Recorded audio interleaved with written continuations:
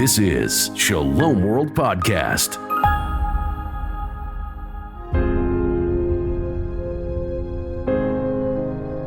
Welcome to Voyage. I am your host, Frances Hogan. Welcome to our sharing on the book of Exodus. I left you in the last episode with the 8th plague unfinished because we just simply ran out of time. But there's something very important I want to share with you from the 8th plague, and it is the reaction of Pharaoh. The reaction of Pharaoh is actually very, very important. So I just want to pick up a few verses and then we'll go on to the next plague. Pharaoh sent urgently for Moses and Aaron. Now, you've heard as the plagues got deeper and deeper that Pharaoh would send for them. This time he's sending urgently for them. I have sinned against Yahweh, your God, he said, and against yourselves. This is his second confession, and it is extremely important. He says, forgive my sin. He's acknowledging it as sin. I implore you, he said. Okay, what is so significant about that apart from Pharaoh himself? You go to the Gospel of St. Luke in chapter 15, and they're the exact words that Jesus put on the mouth of the prodigal son. I have sinned against heaven and before you. I'm not worthy to be your child. Okay, so this is a massive change in Pharaoh himself. And he is acknowledging God. He's acknowledging that he's only a creature and that he shouldn't be opposing God. And he's acknowledging that he is sinning against Moses and Aaron.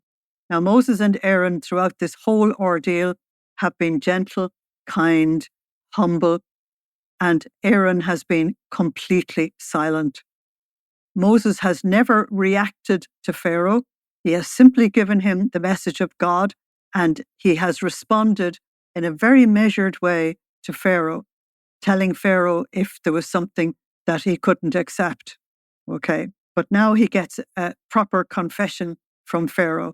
And so, of course, he pleads for the locusts to be taken away.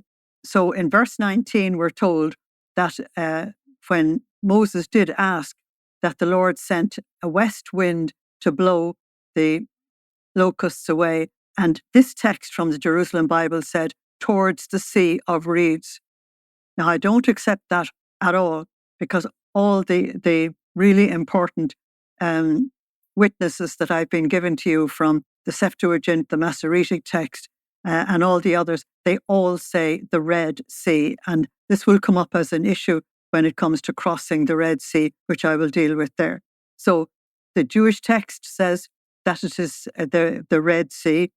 The Septuagint, which is the official Bible of the church, it's called Septua because 70 scholars from Alexandria in Egypt translated the Hebrew Old Testament into Greek.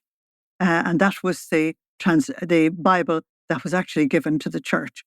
So that one says it's the Red Sea, so it's the Red Sea. I've told you that the plagues take place in 3 sets of 3. You get 2, and then you get a punishment on the third one. And so we now come to the punishment of the third plague in this series, and that's the plague of darkness. So the Lord said to Moses, stretch out your hand towards heaven, because light comes from heaven, and darkness will come, a darkness so thick it can be felt. Now that's a very, very, very important clue. Darkness is the absence of light. A darkness that is so thick that it can be felt is the presence of evil. And darkness represents evil, and light represents God. God is light, 1 John 1:5. And he dwells in unapproachable light, 1 Timothy 6:16. So a darkness so thick that it can be felt will cover the land of Egypt. So Moses stretched out his hand towards heaven, and for 3 days, now the number 3 is extremely important, there was deep darkness over the whole land of Egypt. No one could see anyone or move about for those 3 days. But where the sons of Israel lived up in Goshen, there was light. So now we have the 2 protagonists in this battle actually illustrated. a darkness so thick it could be felt, and a light that is so bright that it can decide to come to you or not, because that light is the person of God. So Egypt has a problem. It has a darkness it can't light up. And Israel, or the people in the land of Goshen, have a light that Egypt cannot extinguish. Now, there's a lot here. I'll just hint. When you go to the prologue of John's Gospel and the light of the world, who is about to come and become incarnate among us in order to save us, we're told that he is the light that the darkness cannot extinguish. So John makes it very, very clear that the light and the darkness actually represent God and Satan. So the darkness so thick is that the demons were absolutely abroad in Egypt. Now, they were no friends of the Egyptians. And the Egyptians would have to learn that they were not their friends. Any of the works of darkness that was done by the Egyptian sorcerers or magicians, whatever you would like to call them, they were only works of darkness. They did no good to anybody. There was no life given, because Satan can't give life. He is the prince of darkness. And so the people have to experience this terrifying sign that there would be light and there would be darkness. So immediately Pharaoh says, okay, you can go. You can take the people with you, but I don't want you to take the flocks and the herds. Why doesn't he want the flocks and the herds to go? Because his own flocks and herds have been diminished in the terrible hail and in the disease among the cattle as well. So his own stock has gone right down because so many of his servants didn't obey Moses. So if the Israelites leaving all their flocks and herds behind, then that will make up the stock and everything will be fine, and Pharaoh can just forget about them. He'll still have his way. And so this is the worldly thinking that he's using all the time in an absolutely spiritual context, and it just does not work. So Moses replied, but you must let us have the means of offering sacrifices and holocausts to the Lord our God. How can you go out to worship God in the wilderness and have nothing to actually offer him? Now, Pharaoh would understand that as completely reasonable because he's involved in a very complex religion. Our livestock too must go. Not one head of cattle will remain behind. So Moses digs the heels in. He's not going to budge. We either do what God says or you get another plague, one or the other. So Pharaoh knows that you will get another plague actually is no idle threat. So he turns around in a fit of anger and casts Moses out. Now, he cast Moses out in the very first meeting, and now he casts him out in the final meeting. And he says to him, out of my sight, take care, never appear before me again, for on the day you do, you die. Now, he has forgotten something absolutely major. He has forgotten to ask Moses to remove the darkness. And so he has to remain in darkness. And the 10th plague will happen in that darkness, which was so thick you could feel it. And in that terrifying darkness, all the firstborn of Egypt will die. It just doesn't make sense to me that he doesn't ask to have the plague removed. Moses replied, you yourself have said it, never again will I appear before you. That means I will never come back for another interview. When you go on into chapter 11, which I won't do right now, you find that Moses is still in the palace when God says to him, go back to Pharaoh, tell him that you're not the one that's going to die. All the firstborn in Egypt is to die. So the announcement of the 10th plague is made. Now, I'm not going to deal with that now. What I want to do is go back over these 9 plagues, as we call them. We should really call them signs, because a sign has a teaching and revelation content. We say the same thing about the works of Jesus. We call them miracles or stories in the gospel. But St. John tells us in his gospel rightly that you must look at them as signs because it wasn't just physical bodies that Jesus was interested in healing. When Jesus opened the eyes of the blind, he was announcing that he wanted to open the eyes of the whole human race to see the reality that's going on around us, and so that we could participate. And like Pharaoh, we wouldn't be as blind as he was. And you could go on and on like that with the miracles of Jesus. So the signs that Moses gave, the sign is given, the sign is taken away, the sign is given, the sign is, that means a message is communicated. Once the mutual sentence of death has taken place, then that's the grand finale. And these two men who faced each other down for all of this time, then they will no longer meet again. And that's why Moses said, you're right, we won't meet again. But they actually met in a general sense at the Red Sea. But then Pharaoh was facing death, not Moses. So let me go back and just look at some of the things that you could miss if you just simply read the text and not really go into it. As I mentioned to you, there were 3 sets of signs given.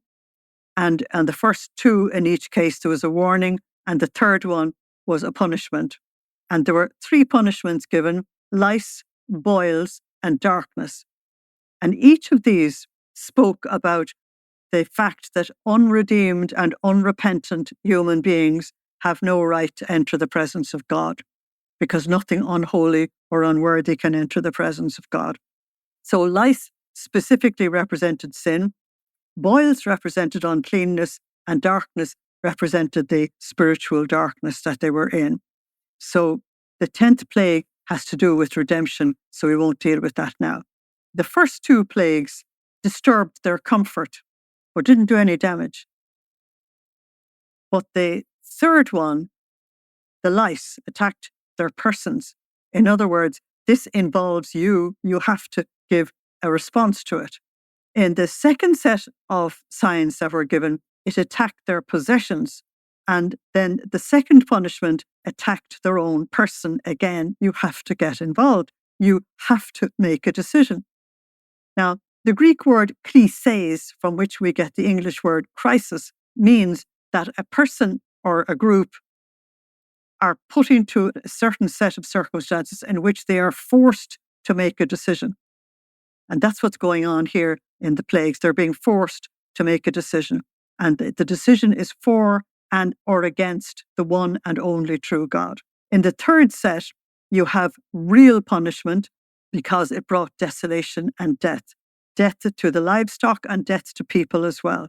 And then the third punishment was, you are in darkness. Do you want this darkness eternally? That is the challenge. Do you want this darkness eternally? You have it now. You're in the grip of Satan now. There's no need to be in his grip eternally, because God is light. God will actually lead you out of this. There's a pattern in the plagues as well. The first plague threatened death. The last one gave death. The second plague gave frogs, which were creatures of the night and representing spiritual darkness. And the 9th plague gave actual physical darkness to make them realize what was being said. The third plague, you have the sorcerers, the people representing the occult, admitting that they were out of the contest now. This was way beyond them, that God himself was actually involved. And this leads to the 8th one, in which Pharaoh acknowledges that God is the true God and that he needs to start acknowledging that. And then in the 4th one and the 7th one, we have the land of Goshen not affected. And in the 5th one and in the 6th one, we have cattle suffering. Okay, so there's a pattern there. And if they had learned how to respond to the early messages, the later messages would not actually have been necessary. It's like if I send you a text message and you get it the first time, I don't have to keep repeating it. Now, you might ask, what is the purpose of the plagues? Because God is a good God. Our God is love and life and light itself. So what was he trying to do? There's a message for the Egyptians, there's a message for the Hebrews, and there's a message for everyone. First of all, the plagues gave public manifestation of the presence and power of Yahweh, the living God, so that the whole world would know who he was. Now, we are facing the same thing in the second coming of Christ, when the whole world will know who he is. And the book of Revelation tells us that before he manifests himself publicly like that to the whole world, there will be these 10 plagues, that there will be all these messages given to the earth, that we have to get the message to choose for or against the Christ. So the plagues announce also that this was a divine visitation to the world through Egypt. And it only became a judgment on Pharaoh and the Egyptians when they kept reacting negatively to God. When all the responses was no, then it began to get serious and it began to be judgment, because God is the ruler of the universe and he doesn't have to take this kind of behavior from mere creatures of flesh. He doesn't have to do it. God is spirit and he's above everything and everyone. So a very important thing which I will deal with after this reflection is that this was God attacking the demonic rulers of the air, who disguised themselves as false gods and deceived the whole world. The book of Numbers, which deals with this people and all their schooling in the wilderness, in chapter 33 and verse 4 says that the Lord had executed judgment on their gods. So I will go through the plagues with you to show you that in every single sign, the Lord was telling Pharaoh and his courtiers that there was no God behind this. There was nothing. These gods are nothings. They've no reality. In reflecting on this, the book of Wisdom, chapter 17, verse 1 says, Lord, your judgments are indeed great and inexpressible. In other words, your way of communicating with us is totally fascinating. But even a child would understand. Whenever God is communicating, he does not give you such a sophisticated communication that only the great and the terrible and the learned will understand it. What he does is he gives a message so that children will understand it. And if children understand it, so do everybody else. So a point that I made quite a number of times now is important, that Yahweh demonstrated that he was the power in the heavenly places and that he was greater than all the false gods that they could think of. And we're going to hear this as a confession from the lips of Jethro, Moses' father-in-law, in chapter 18, verses 10 to 12, when he says to Moses, now I know that Yahweh is in fact greater than all gods. Now, the way to say that in Hebrew is, I know that he is El Elohim, the God of gods. And Jethro actually offered sacrifice to God, to Yahweh, in the wilderness as well.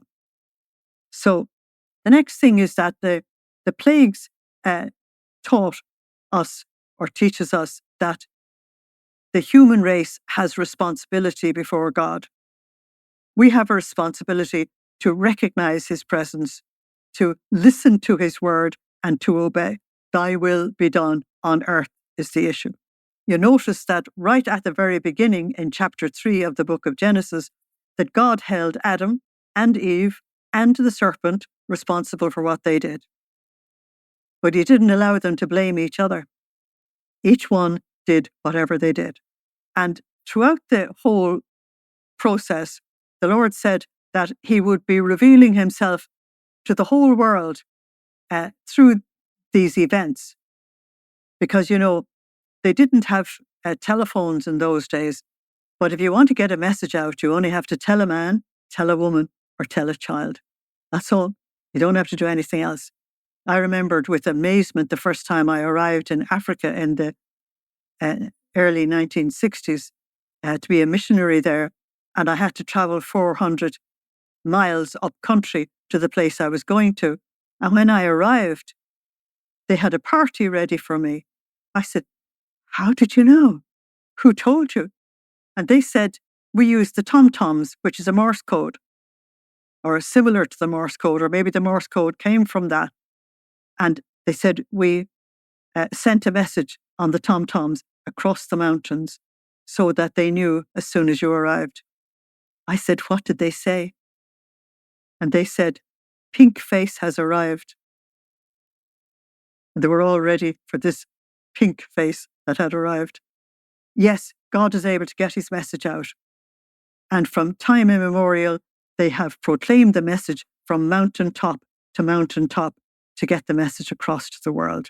Now, when you go into the book of Joshua and they're about to enter the promised land, the spies go to Jericho and they find, this is chapter 2 of the book of Joshua, verses 8 and 9, they find that the people in Jericho know all about them and they know all about what Yahweh has done for them. And the people tell the spies that they're all terrified of them. And they're not so much terrified of the Israelites as terrified of the God of Israel because of his shocking power at the Red Sea. Now, if the Red Sea is diminished down to the Sea of Reeds, then that takes away all the signs and all of God's power. Only scholars can do that. So the people of the world did in fact hear the message, and God's fame had gone out among them all. The other thing is that the plagues were also a series of trials and testings for Israel, because God was demonstrating to them that he was omniscient, that he was omnipotent, and he was omnipresent. That was very, very important. And so the challenge to the people he had chosen was, will you abandon these false gods?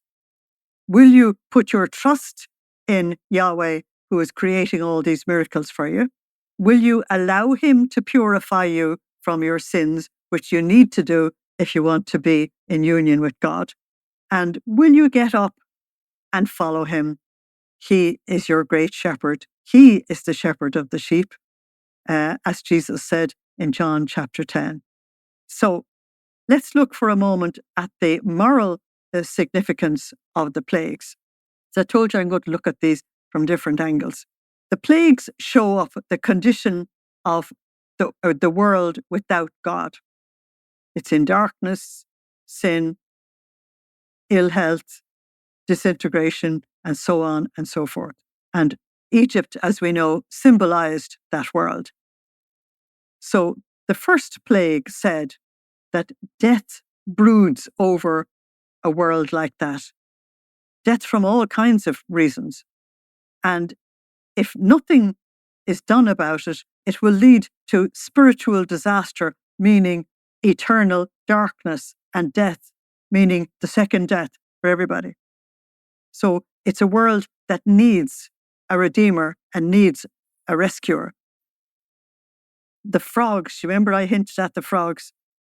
They were bloated creatures of the night, and they represent the darkness that the sorcerers and the occult were using. And they also represent pride and independence of God. But the religious side of it, I'll give you, because the frog was actually deified as well. The lice points to moral uncleanness from indulgence in the flesh and the works of the flesh and the worship of demons and all that goes with it. The swarms of flies point to the fact that the people who are in rebellion against God are ruled by Beelzebub, the lord of the flies, and therefore Satan himself. So Satan hides in this darkness. Satan hides in immorality. Satan hides in sin so that he can do as much damage as possible to you as a person and block you from ever seeing the light. That's why it's very, very telling that they were left in a darkness that was so thick it could be felt. That means the demon blocking out every possibility of them now recognizing the presence of God.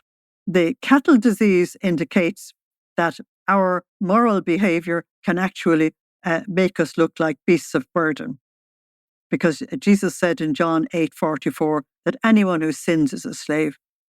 So The cattle disease then represents this spiritual slavery and the forced labour and all that goes with it. The boils represent sin taking over in society or making a nation sick. The whole nation can be sick if sin has increased and multiplied and conquered it. The hail, the terrible hailstorm, represents God's judgment on a rebellious human race that will not come to him. He's coming to them as light, love, grace.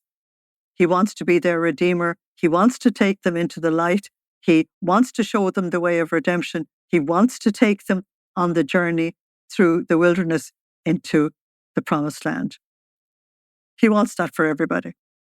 The locusts represent the spiritual barrenness of a world without God, because the locusts, the plague that was given to them, was way beyond anything that we would call ordinary.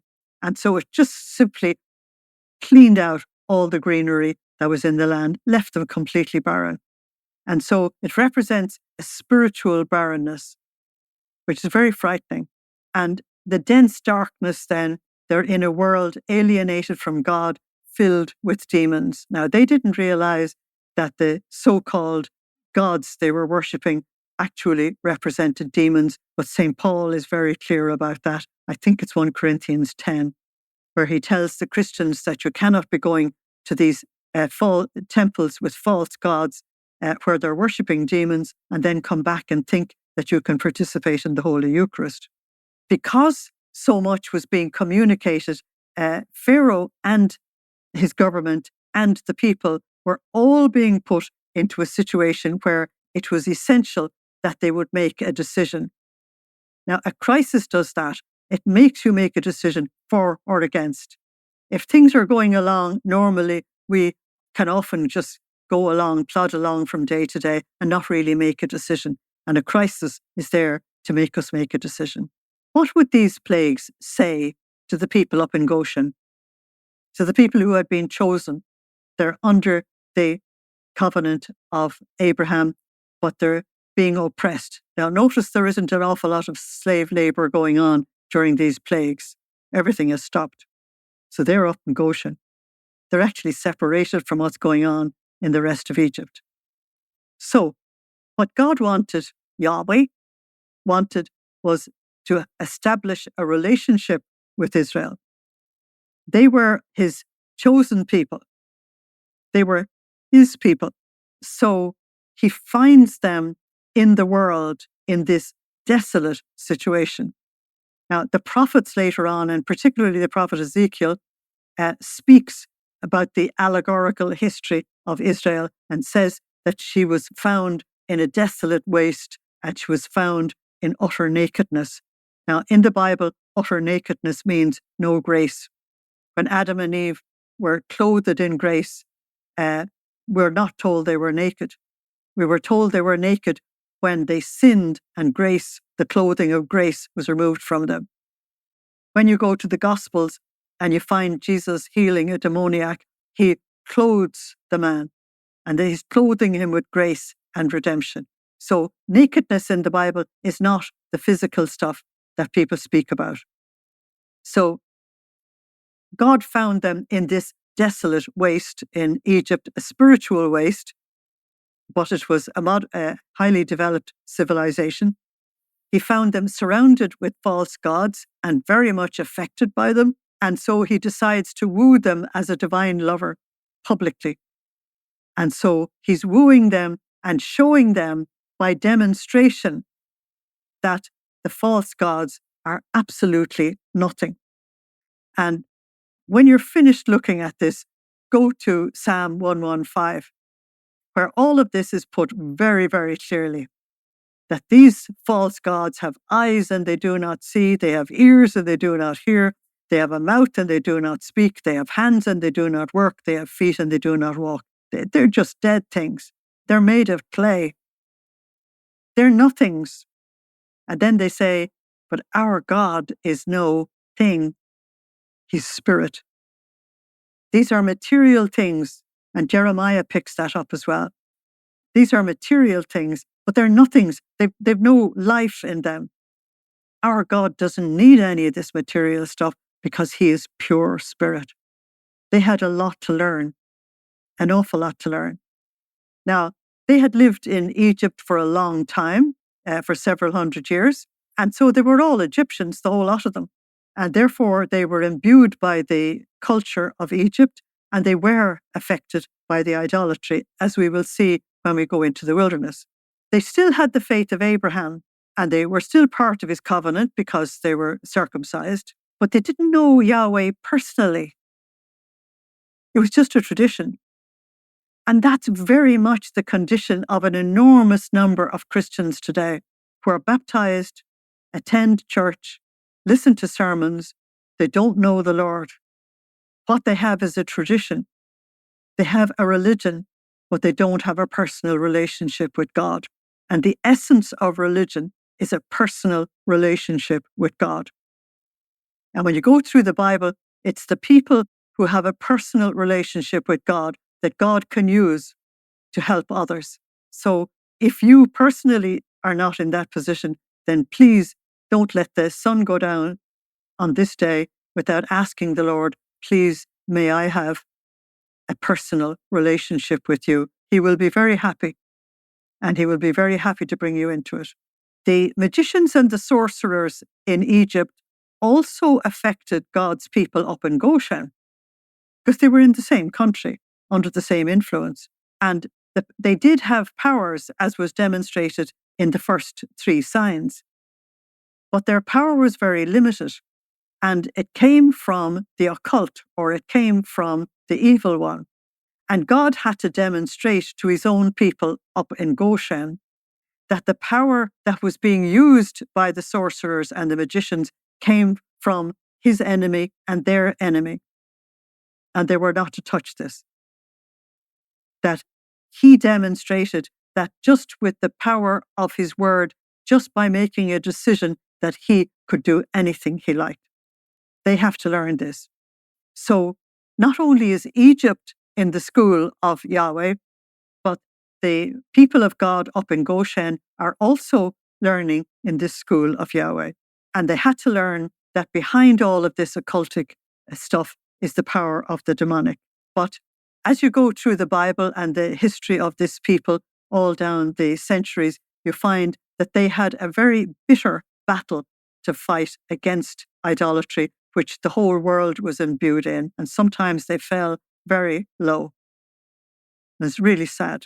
So it was essential, therefore, for Yahweh to take on these false gods and their representatives, who were Pharaoh, considered a demigod himself, and the magicians and the sorcerers, who were the ones operating the power. He had to take them on because otherwise he could not liberate anybody. All the contests had to take place in public because this was an issue of life and death, not just for the Hebrews, not just for the Egyptians, but for the whole world. Everybody had to come to conclusions. The people of God up in Goshen also had to become utterly convinced that Yahweh was Almighty God. He could do everything. And they did get the message, because when we get as far as the Red Sea, you will find that Moses tells them to stand still, do nothing, put your trust in God. You know he's almighty. You know he can make a way for you, and a way for them was made through the sea. When you come to the gospel, Jesus says, I am the way, I am the truth, I am the life. That's John 14:6.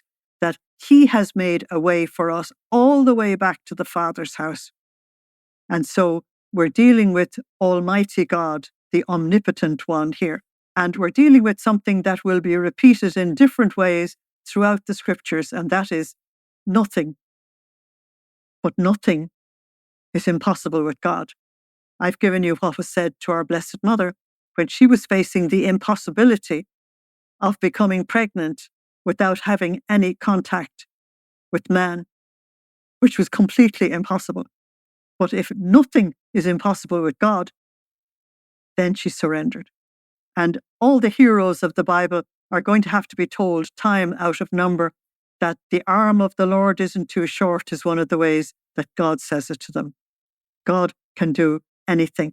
If you get that message listening to me right now, you will realize that God can do anything with you as well.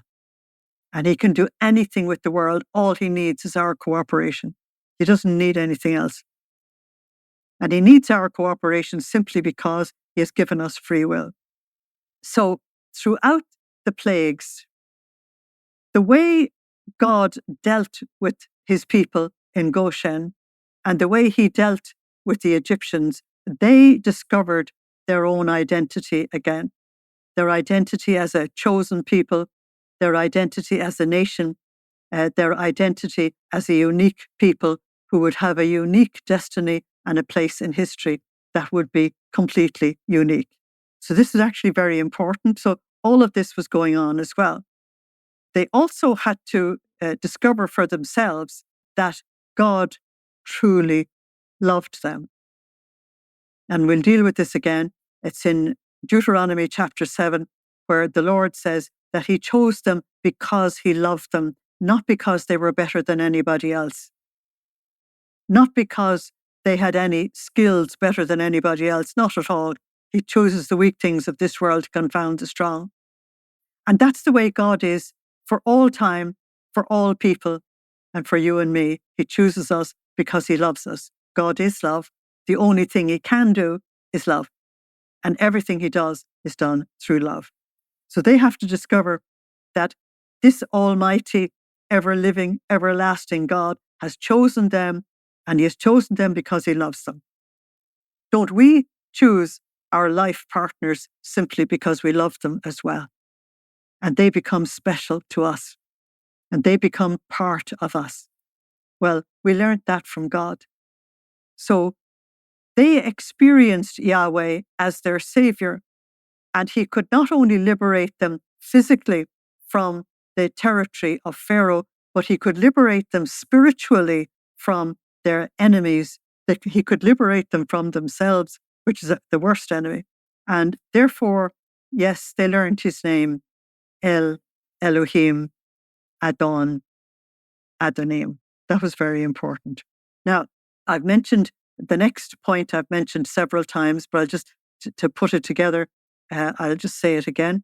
Egypt was the first case of God visiting a nation, but it's not going to be the last one. It was the first public time when God would call a nation back to itself, giving signs in the earth, the sky, the sea, and so on. It was not going to be the last time. When Jesus came in the incarnation, he was calling Israel back to himself.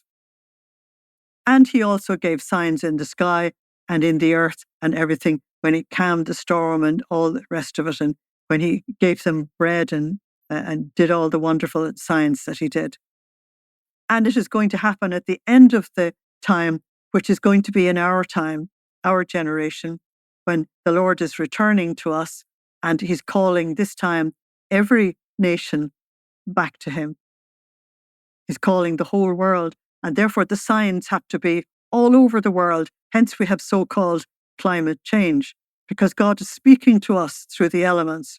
He's speaking to us through the weather. He's speaking to us through earthquakes and volcanoes and all kinds of things. He's thundering from heaven to try and get us to listen. But will we listen? Or will we be like Pharaoh? Israel's prophets warned that God's people would be chastised themselves if they fell into apostasy. A lot of the teaching of Jeremiah and Isaiah and Hosea and Amos and a lot of them is all about this. And this time it's not Egypt, it's Israel herself falling into apostasy and falling into idolatry. And that God would chastise them. Yes, he cast them out of the land twice. In fact, the third time was after the death of Christ, when he exiled his own people, whom he had fought so hard to bring to that land and to settle them and to make them special. But you know, we can be really recalcitrant. We can really be obdurate. We can really oppose God. We can say, no, we'll do our own thing. And so in our day, there's going to be a Pharaoh, inverted commas, but his name will be Antichrist. And again, there will be two great witnesses, loads of signs and all the rest of it for God to actually reveal himself. So what I've tried to do there is to say to you that these were signs. They were not just plagues. God wasn't just punishing people one after the other. You're bad people and therefore whack, whack, whack. He doesn't work like that. God communicates. He made us intelligent beings. He gave us free will. And he communicates to us through the very instrument he gave us to communicate. But he has such respect for our free will that he will not override it. He has all these plans for Israel to become his chosen people, but they have free will and they must choose him.